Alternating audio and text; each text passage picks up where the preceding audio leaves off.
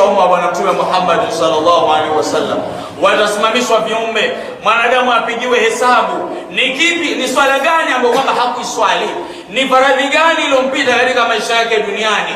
Kisha Mwenyezi Mungu Subhanahu wa Ta'ala atawaamrisha malaika wasimame na adhabu zao, wasimame na bakora zao, wasimame na kila balaa lao. Kisha mwanadamu amrishwa asilipe rakaa zile, ikiwa ni rakaa 200,000, ikiwa ni rakaa 1000, Mwenyezi Mungu kabla anitie motoni, kabla ya kutie motoni, tutazilipa zile rakaa zote tulizozikuza hapa duniani.